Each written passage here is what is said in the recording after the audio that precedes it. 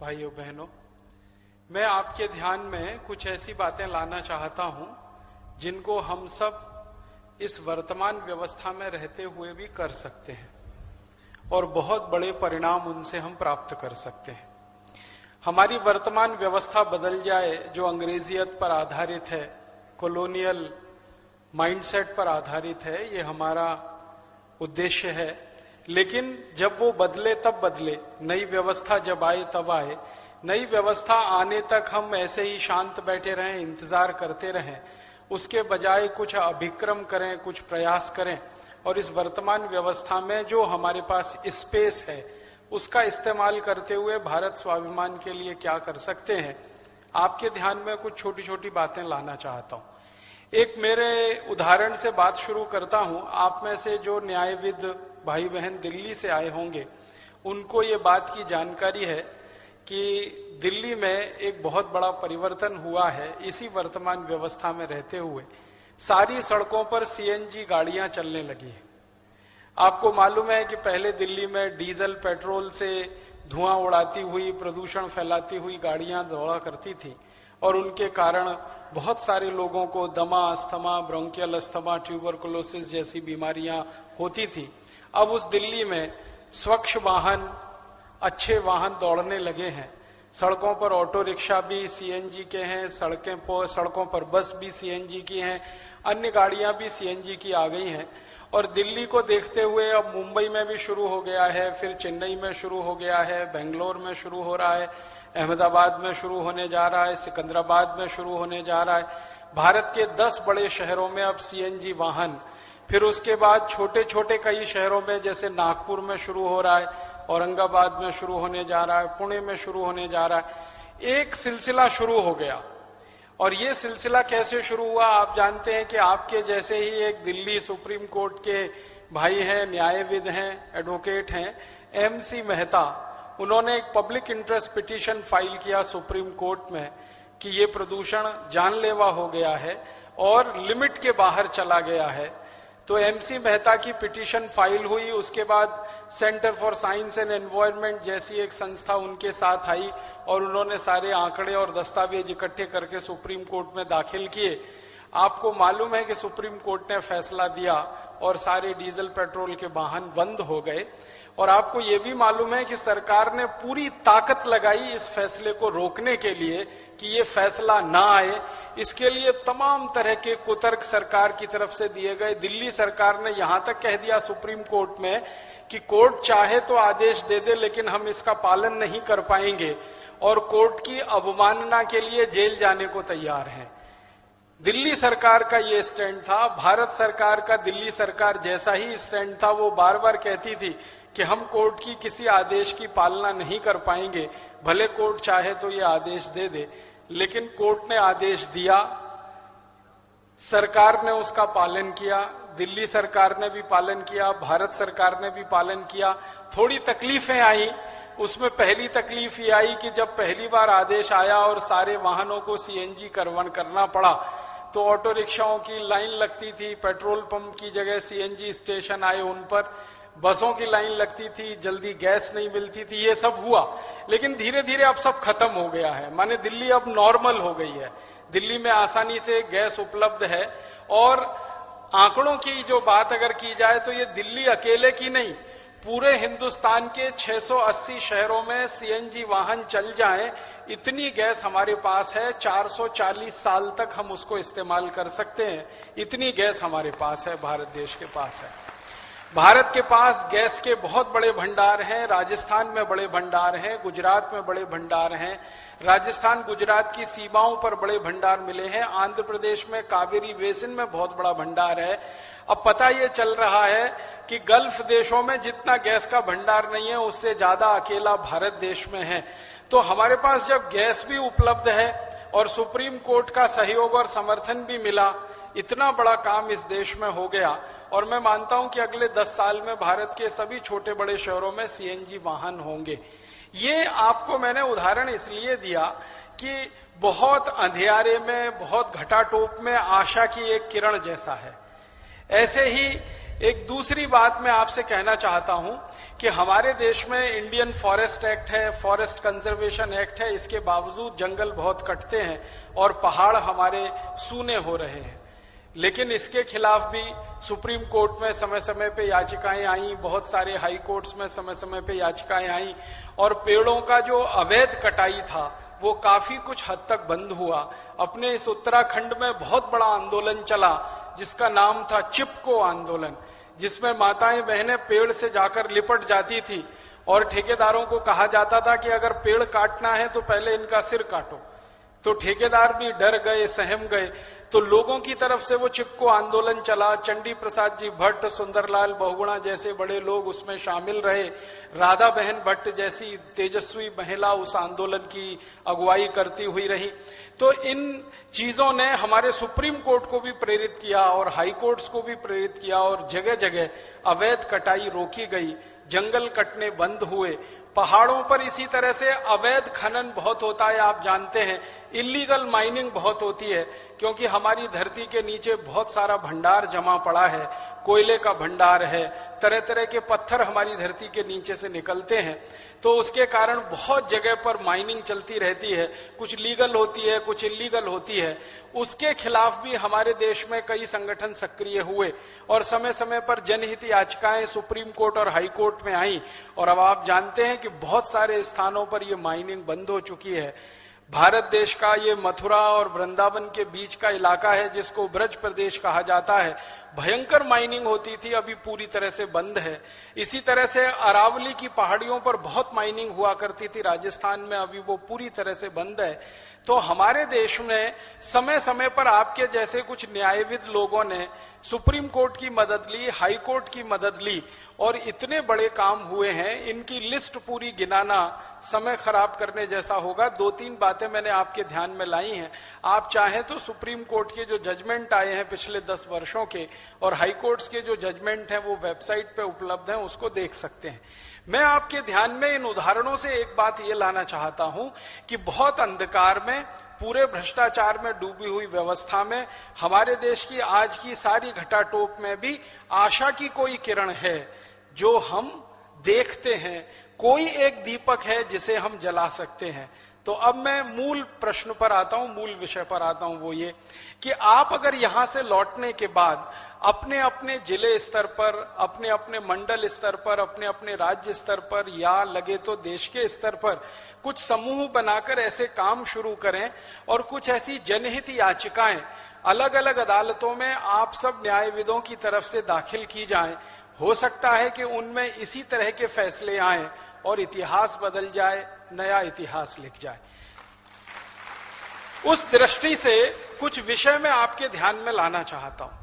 बहुत आसानी से आप जिन पर जनहित याचिकाएं कर सकते हैं, पब्लिक इंटरेस्ट लिटिगेशन कर सकते हैं, बहुत आसानी से आप कोर्ट के सामने उन सब बातों को ला सकते हैं।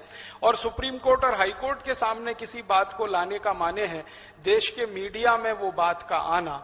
आप किसी बात को समाचार पत्र में छपवाने के लिए, प्रकाशित करवाने के लिए हाथ पैर रगड़ेंगे, हजारों लाखों रुपए देंगे, खर्च करेंगे, तो भी बात वो कॉलम इतने से में ही आएगी।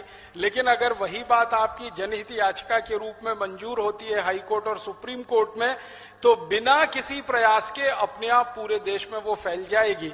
हिंदुस्तान के सारे बड़े अखबारों के, सारे बड़े समाचार पत्रों के प्रमुख जो संवाददाता होते हैं हर समय अदालत में मौजूद रहते हैं ये देखने के लिए कि कौन सा नया पब्लिक इंटरेस्ट लिटिगेशन आज एडमिट हुआ है और किस में सरकार को नोटिस इशू हुआ है।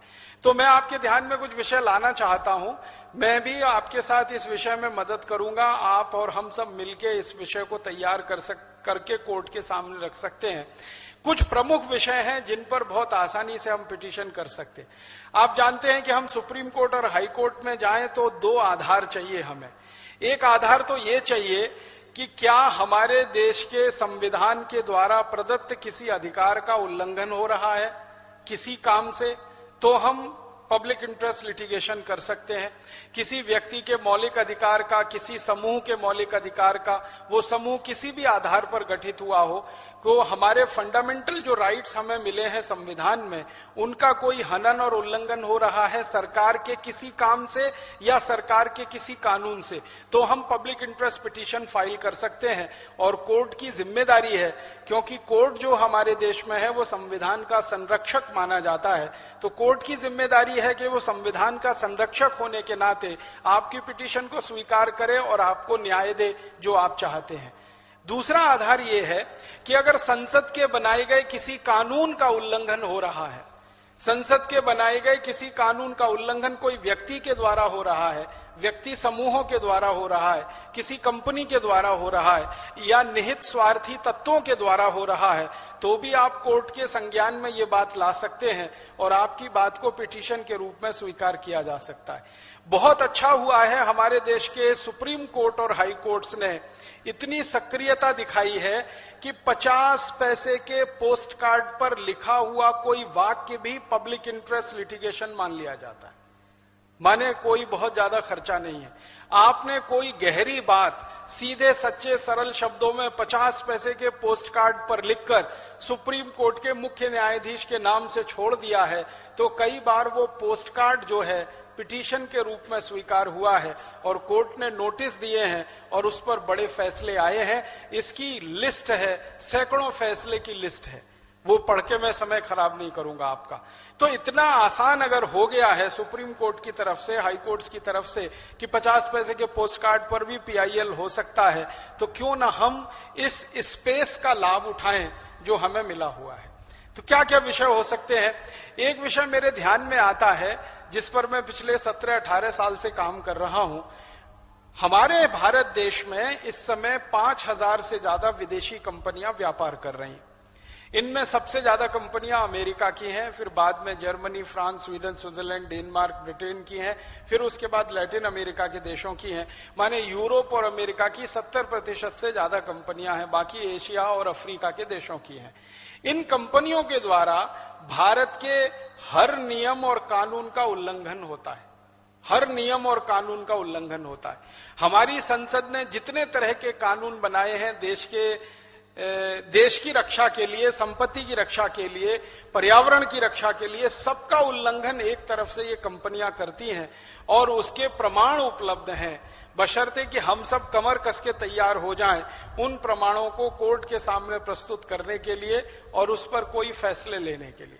एक उदाहरण मैं आपको दूं, हिंदुस्तान में काम करने वाली जितनी भी विदेशी कंपनियां हैं, सभी एक कानून का उल्लंघन करती हैं। उनके साथ एक समझौता होता है सरकार का, जिसको आप सब जानते हैं, मेमोरेंडम ऑफ अंडरस्टैंडिंग कहते हैं। तो MOU में जो शर्तें होती हैं, एक भी शर्त को एक भी कंपनी नहीं मानती। जैसे मैं आपको एक उदाहरण देके बताऊं, हमारे देश में अमेरिका की 2 कंपनियां हैं, एक का नाम है पेप्सी कोला, दूसरे का नाम है कोका कोला। इनके साथ भारत सरकार का जब MOU साइन हुआ तो उसमें शर्त है कि ये दोनों कंपनियां जब $5 विदेशों से कमाकर भारत को लाकर देंगी, तब ये $1 भारत से ले जाने की अधिकारी होंगी। माने ये कंपनियां भारत से अगर पैसा ले जाना चाहें तो $1 ये तब ले जाएंगे जब $5 कमाकर भारत के धन कोष में जमा कर देंगे। आप जानते हैं भारत का विदेशी मुद्रा कोष होता है, विदेशी मुद्रा भंडार होता है।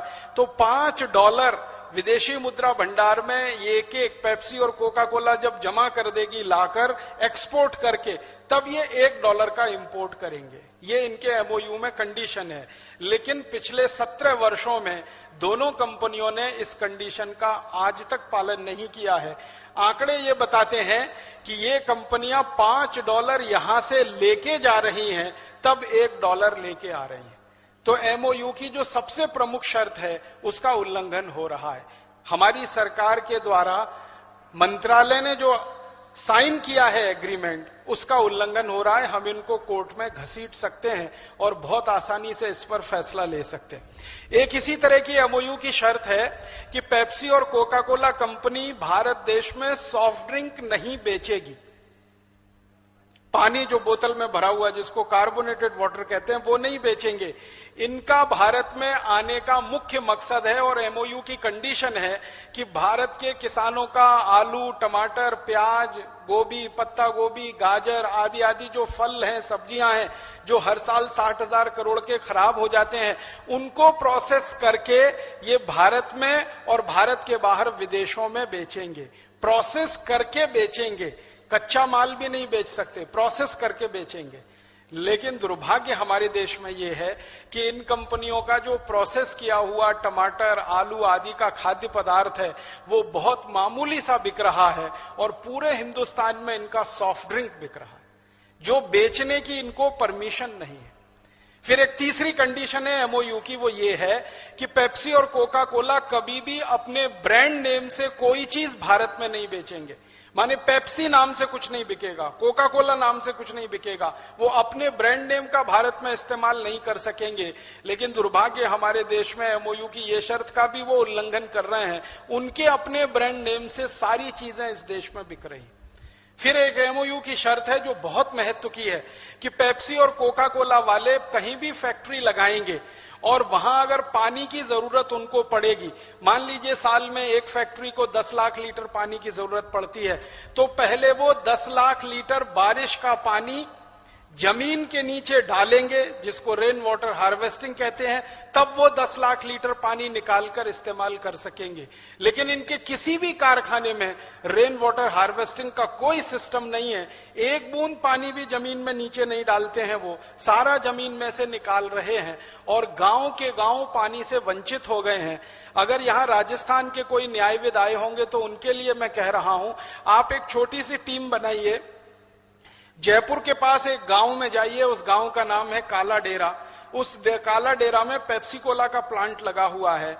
उन्होंने पिछले 4-5 साल में पानी इतना निकाल लिया है जमीन से कि काला डेरा गांव के आसपास के 50 गांवों का पानी सूख गया है। अब उस गांव के किसानों को पीने के लिए पानी लाने के लिए टैंकर मंगाना पड़ता है, 3-4 किलोमीटर दूर जाना पड़ता है जानवरों के पानी की व्यवस्था के लिए। सारा पानी पेप्सी कोला कंपनी ने खर्च कर दिया। ऐसी एक नहीं बहुत सारी शर्तें हैं। एक शर्त यह है कि पेप्सी कोला और कोका कोला कंपनी भारत में आएगी, एक भी व्यक्ति का रोजगार अगर उनके कारण जाएगा तो कंपनी की जिम्मेदारी होगी, माने वो किसी को बेरोजगार नहीं कर सकते।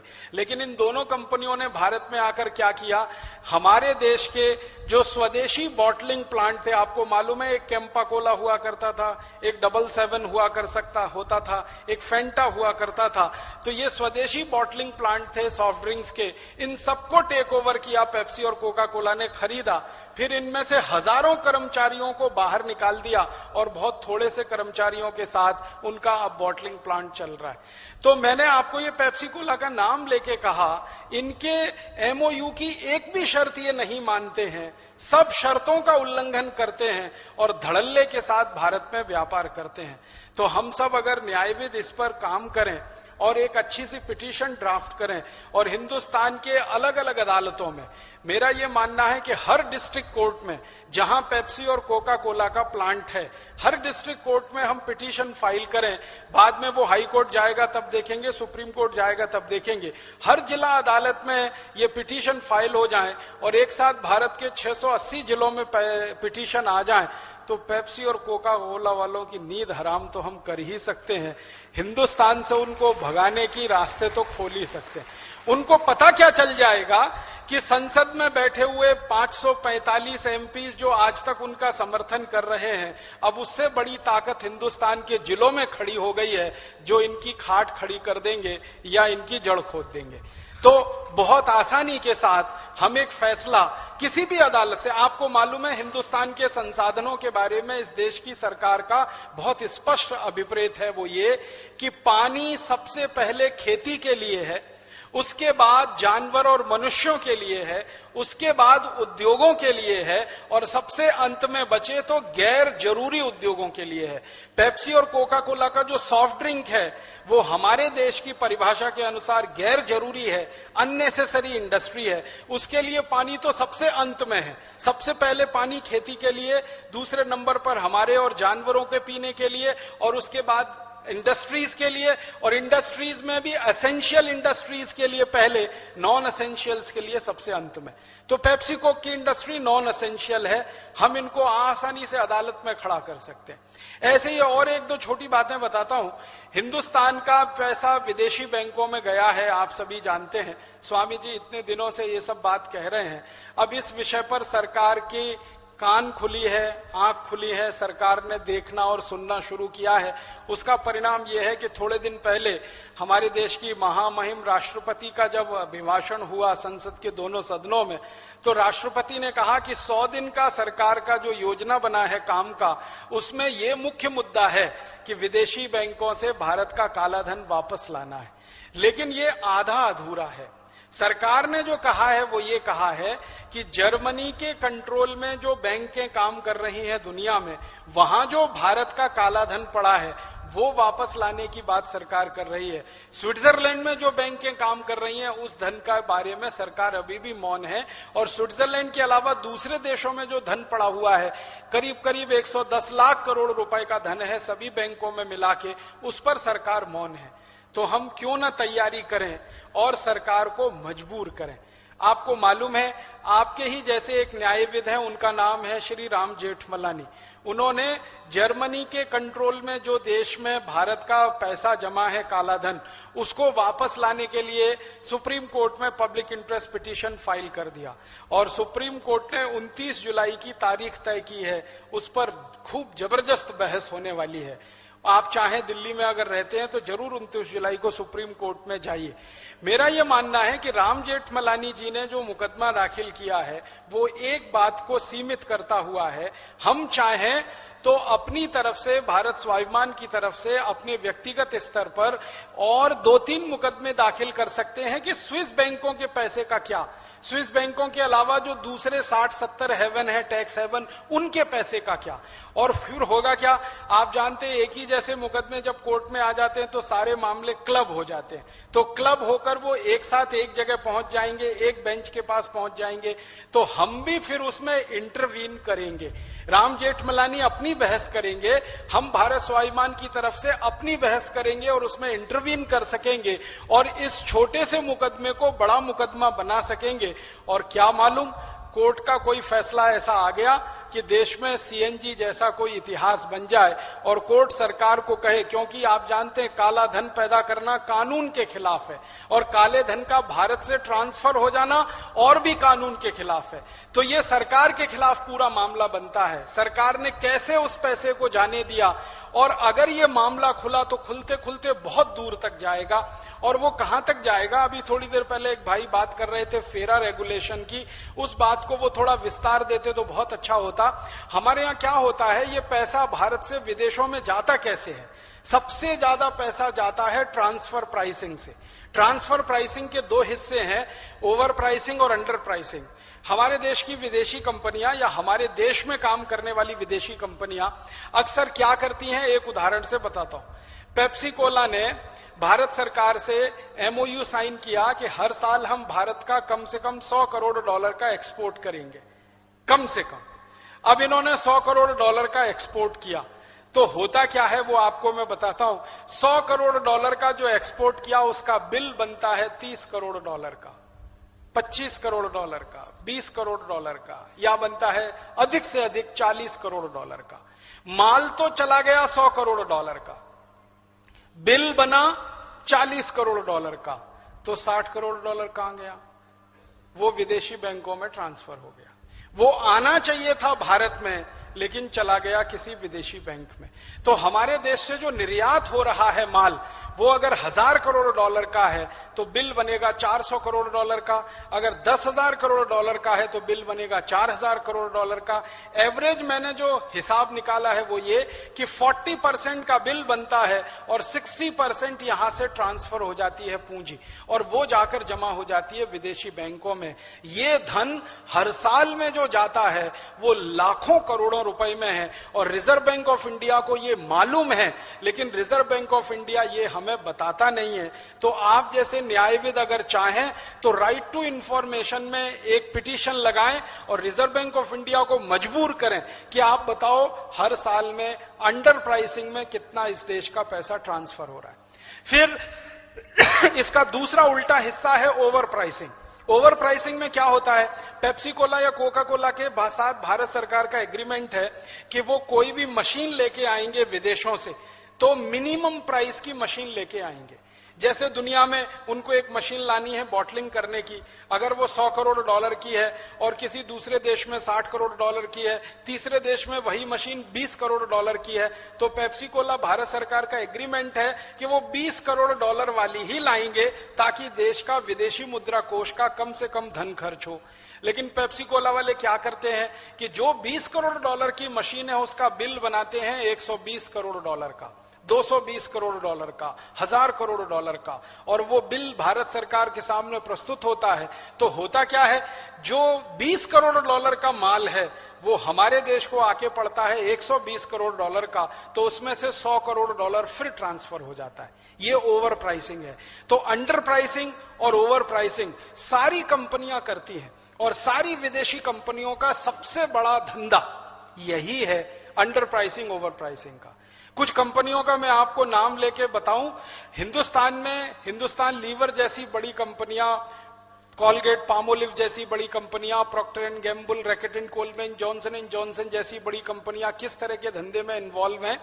बासमती चावल आप हिंदुस्तान में खरीद के खाना चाहें तो 50 रुपए किलो से कम नहीं मिलेगा, लेकिन यही विदेशी कंपनियां बासमती चावल भारत से विदेशों में एक्सपोर्ट कर देते हैं 3-4 रुपए किलो पर।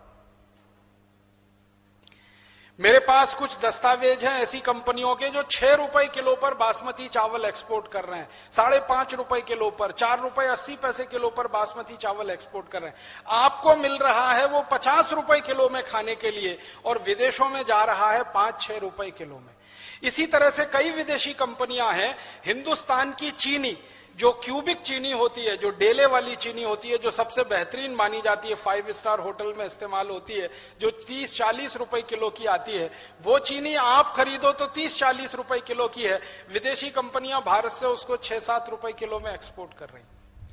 आपको हिंदुस्तान का सबसे बढ़िया क्वालिटी का अल्फंजो आम और हापुस आम और रत्नागिरी आम देखने को नहीं मिलता, क्योंकि 12 आम 600 रुपए का है बंबई के बाजार में, 1 डजन आम 600-700 रुपए का है। तो आप खरीदो तो 600-700 रुपए का है, उसी 1 डजन आम को विदेशी कंपनियां एक्सपोर्ट कर देती हैं 30-40 रुपए में। ये अंडर प्राइसिंग में सारा एक्सपोर्ट होता है। और बहुत दुख की बात है कि हिंदुस्तान का जो टोटल एक्सपोर्ट हो रहा है उसमें 60 से 70% एक्सपोर्ट अंडर प्राइसिंग पर है, और ये अंडर प्राइसिंग का एक्सपोर्ट है जो हमारी एक्सपोर्ट इनकम को घटाता है। और इसके उल्टा ओवर प्राइसिंग पर जो इंपोर्ट हो रहा है वो हमारे खर्चे को बढ़ाता है।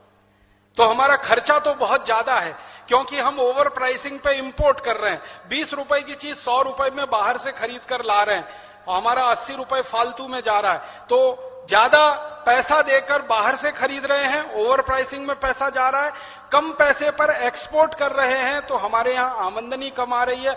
दोनों को मिलाकर जोड़ें तो हर साल में 1.25 से 2 लाख करोड़ रुपए का नुकसान इस देश को हो रहा है। हम न्यायविद अगर चाहें तो इस पर एक जबरदस्त पिटीशन तैयार हो सकता है, देश के सुप्रीम कोर्ट में हम कर सकते हैं, हाई कोर्ट्स में भी कर सकते हैं, और ये पिटीशन इस देश की दिशा और बहुत सारा भाग्य बदल सकता है। 1-2 और छोटे उदाहरण आपको कहता हूं, 2-3 मिनट का समय बाकी है। हिंदुस्तान में एक और बड़ी समस्या है, ट्रांसफर प्राइसिंग से हमारा पैसा जाता है, ओवर प्राइसिंग अंडर प्राइसिंग से जाता है लाखों करोड़ों रुपए और स्विस बैंक और विदेशी बैंकों में जमा हो जाता है, और वो पिछले 60-62 साल में 110 लाख करोड़ से ऊपर पहुंच जाता है। और एक तरीका है जिससे इस देश का पैसा और धन संपत्ति बाहर जाता है, आपकी आंखें खुली रह जाएंगी, फटी रह जाएंगी। एक केस स्टडी मैंने किया अभी तक, कर्नाटक में चिकमंगलूर नाम का एक जिला है, वहां पर कुद्रेमुख नाम की एक छोटी सी जगह है। हिंदुस्तान का बेस्ट क्वालिटी आयरन ओर वहां पैदा होता है और उस आयरन ओर को सरकार एक्सपोर्ट करती है। 2 crore metric ton iron ore वहां से एक्सपोर्ट होता है। एक बार मैं कुद्रेमुख गया था व्याख्यान देने के लिए, तो वहां के एक अधिकारी से बात हुई कि आप आयरन ओर एक्सपोर्ट कर रहे हैं तो क्या कीमत पर एक्सपोर्ट कर रहे हैं। तो उसने जब मुझे उत्तर दिया तो मैं हैरान हो गया। पहले तो मुझे लगा कि मैंने कुछ गलत सुन लिया है, बाद में 3-4 बार उसने रिपीट किया, तब मुझे मानना पड़ा कि बात सही है। मैंने पूछा क्या भाव में आप बेचते हो इस आयरन ओर को, तो उसने कहा राजीव भाई 2 crore metric ton iron ore हम जापान को देते हैं, अमेरिका को देते हैं, और इसकी कीमत है 15 पैसा किलो। 15 पैसे किलो में हम हमारा आयरन ओर बेचते हैं, जो दुनिया में सर्वश्रेष्ठ क्वालिटी का है। कुद्रेमुख आयरन ओर के बारे में माना जाता है कि उस आयरन ओर से अगर हम स्टील तैयार करें तो सालों साल उस स्टील में जंग नहीं लगता। इस क्वालिटी का आयरन ओर हमारे पास है, जो दुनिया में किसी देश के पास नहीं है, और हजारों साल से है। ये आज की बात नहीं। वो आयरन ओर सबसे अच्छी क्वालिटी का हम एक्सपोर्ट कर रहे हैं 15 पैसे किलो में। कि देश की संपदा और संपत्ति को कौड़ी के भाव में हमारे नेता और सरकारें बेच रही हैं, ये सुप्रीम कोर्ट के संज्ञान में लाना, हाई कोर्ट के संज्ञान में लाना बहुत जरूरी है, और इन पर जबरदस्त PIL किए जा सकते हैं। कर्नाटक हाई कोर्ट में हो सकता है, महाराष्ट्र हाई कोर्ट में हो सकता है, गोवा में हो सकता है, झारखंड में हो सकता है, फिर उड़ीसा में हो सकता है, और बाद में लगे तो सुप्रीम कोर्ट में भी हो सकता है। ऐसे हमारे देश में एक नहीं 20 मुद्दे हैं। एक और मुद्दा बताता हूं, पेप्सी कोला और कोका कोला 2 कंपनियां भारत सरकार से अभी थोड़े दिन पहले एक एग्रीमेंट किया है, जो मालूम ही नहीं है, देश को छुपा के रखा है सरकार ने वो agreement. America, Canada, France, Germany, Sweden, Switzerland, Denmark, Norway, ऐसे 10 देशों का केमिकल वेस्ट इंपोर्ट करके लाएंगे और भारत में डंप करेंगे उसे। भारत में केरल नाम का सबसे सुंदर राज्य है, जिसको भगवान का राज्य माना जाता है। उस केरल के सबसे सुंदर स्थानों में एक स्थान है जिसको वाइपिन कहा जाता है। वाइपिन एक वेट है, समुद्र के बीच में है, बहुत ही खूबसूरत है, और मैनग्रूव्स का सबसे बड़ा जंगल है वो दुनिया का। इस समय हजारों किस्म की जड़ी बूटियां वहां पर मिलती हैं।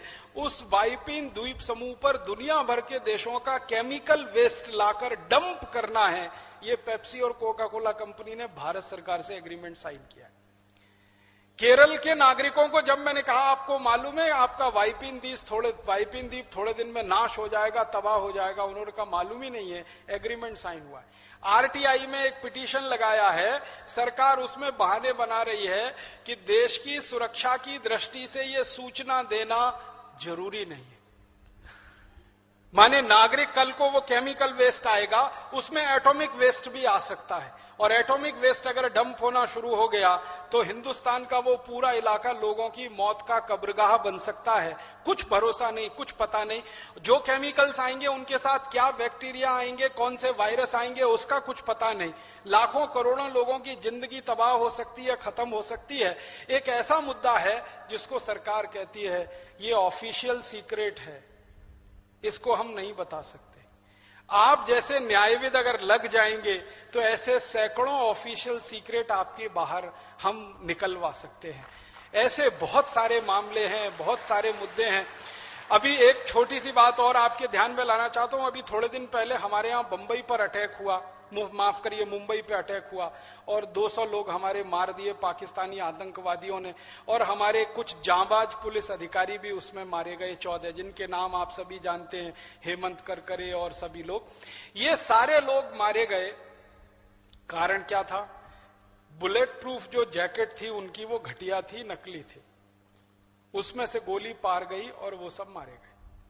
हिंदुस्तान के आर्मी के सारे जवानों के पास ऐसी ही बुलेट प्रूफ जैकेटें हैं जो हेमंत करकरे के पास। हमारे देश के जवानों के बारे में अभी थोड़े दिन पहले से मैं कुछ अध्ययन करना शुरू किया तो पता चला कि पाकिस्तान की सेना से आतंकवादियों के साथ मुठभेड़ करते हुए अब तक इस देश के 56,000 से ज्यादा जवानों ने शहीदी प्राप्त की है या अपनी कुर्बानी दी है। उनमें से 70% सिर्फ इसलिए मारे गए कि सबके पास घटिया बुलेट प्रूफ जैकेट है, गोली उसमें से पार जाती है, रुकती नहीं। और इससे भी ज्यादा दुख और दर्द की कहानी है कि हिंदुस्तान की सीमा पर एक एक इंच जमीन की रक्षा करने के लिए जो जवान अपने प्राणों की बाजी लगा रहे, आपको मालूम है हमारे देश की सीमा के जवान ऐसे इलाके में तैनात हैं जहां तापमान -40 डिग्री सेंटीग्रेड होता है, -30, -40, -45, जहां पर पूरे शरीर का खून जमा हो जाता है, वहां एक एक जवान 24-24 घंटे ड्यूटी दे रहा है। उन जवानों के पास रात में देखने के लिए उपकरण नहीं है, वो अपनी आंखों से देखते हैं। उनको हमारी सरकार अभी तक उपकरण मौजूद नहीं करा पाई, उपलब्ध नहीं करा पाई। और लड़ने के लिए उनके पास जो राइफलें हैं वो बाबा आदम के जमाने की है, 30 साल पुरानी, 40 साल पुरानी। आतंकवादी आते हैं तो AK-47 लेके आते हैं, AK-56 लेके आते हैं, कलाशनिकोव लेके आते हैं, जिसमें एक बार ट्रिगर दबाया तो 56 गोलियां निकलती हैं कुछ सेकंड में। और हमारे सेना के जवानों के पास जो राइफलें हैं वो ऐसी हैं जिनमें एक ट्रिगर दबाओ तो 1 या 2 गोली या 3 गोली निकलती है 1-2 सेकंड। तो जवान ज्यादा हताहत होते हैं और आतंकवादी कम मारे जाते हैं। पिछले 20 सालों से ये सिलसिला चल रहा है। सरकार उनको जैकेट उपलब्ध नहीं करा पा रही है, राइफलें अत्याधुनिक नहीं दे पा रही है, रात में देखने लायक उपकरण नहीं है हमारे जवानों के पास। इस स्थिति में हमारे जवान काम कर रहे हैं और दुख और दर्द मुझे इस बात का है कि इन जवानों को कंट्रोल करने वाली जो डिफेंस मिनिस्ट्री है उसमें डिफेंस का एक भी आदमी नहीं है। ताली मत बजाइए इस पे। हमारे हिंदुस्तान के 14 लाख जवानों को कंट्रोल करने वाली जो डिफेंस मिनिस्ट्री है, उस डिफेंस मिनिस्ट्री में चपरासी से लेकर और मिनिस्टर तक एक भी डिफेंस का आदमी नहीं है। सारे लोग सिविलियन हैं जो डिफेंस मिनिस्ट्री चला रहे हैं। अब सिविलियन आदमी से आप डिफेंस मिनिस्ट्री चलवा रहे हैं जिसको पता ही नहीं है कि AK-47 में और 30 साल पुरानी राइफल में क्या अंतर है। तो जवानों की मौत तो ऐसे ही बेदर्दी से हो रही है। और चूंकि कोई दूसरा लाल बहादुर शास्त्री इस देश में अभी तक नहीं आया है, आ गया होता तो इस देश का नक्शा उन्होंने बदल दिया होता। जय जवान जय किसान का नारा दिया था, तब उन्होंने कहा था कि इस देश की अगर रक्षा करनी है तो 2 समूहों की रक्षा पहले करो, किसानों की और जवानों की। किसान अगर पेट से भूखा रहा और खेत में अन्न पैदा नहीं हुआ तो सारा देश भीख मांगेगा दूसरों के सामने। और जवान अगर सुस्त हो गया और पूरी तरह से लैस नहीं हुआ हथियारों से तो ये देश सुरक्षित नहीं रहेगा। तब उन्होंने नारा दिया था जय जवान जय किसान का। और पहली बार हिंदुस्तान में एक प्रधानमंत्री ने जवानों की तनख्वाह बढ़ाई थी अधिकारियों की तुलना में कई गुना। दोबारा कोई आया नहीं लाल बहादुर शास्त्री जैसा प्रधानमंत्री। जवानों के दुख दर्द पर किसी का ध्यान नहीं और देश की सुरक्षा पूरी तरह से खतरे में है। तो मेरा आप सब लोगों को बीच में ये सब बातें लाने का एक ही मकसद है कि क्या हम सब मिलकर इन छोटी छोटी बातों पर कुछ प्रयास करके, कुछ स्पेस अपना बड़ा करके, कुछ पब्लिक इंटरेस्ट पिटीशन लाके, देश की सुरक्षा का मुद्दा उठाकर, देश के स्वाभिमान का मुद्दा उठाकर, देश की धन संपदा के लुटने का मुद्दा उठाकर पूरे देश में कोई ऐसी व्यवस्था ला सकते हैं जिसका उदाहरण मैंने मेरे व्याख्यान के शुरू में दिया कि आपके बीच में से एक भाई निकले MC मेहता और उन्होंने पूरी दिल्ली और देश के लिए नई दिशा दे दी। दूसरा कोई हमारे बीच में से ऐसा कोई MC मेहता निकले जो इन मुद्दों पर देश के लिए कोई नई दिशा दे सके तो बहुत सार्थक होगा हम सबका भारत स्वाभिमान के साथ जुड़ना। इतना ही मैं आपसे कहना चाहता हूं, आपके ध्यान में ये सब बातें लाना है। और इनके अलावा भी बहुत सारी बातें हैं, कभी समय मिला तो वो भी शेयर करूंगा। लेकिन इन छोटी छोटी बातों पर कहीं 1, 2, 3, 10, 20, 50 समूह काम करना शुरू कर दें। आपके आसपास आप देखें कौन से ऐसे मुद्दे हैं जिन पर आप काम कर सकते हैं और कोर्ट ने दिए हुए स्पेस का इस्तेमाल करके इन सब चीजों पे कोई अच्छा समाधान ढूंढ सकते हैं इसी व्यवस्था में रहते हुए। तो आप सब करें, हम सब एक साथ मिलकर करेंगे।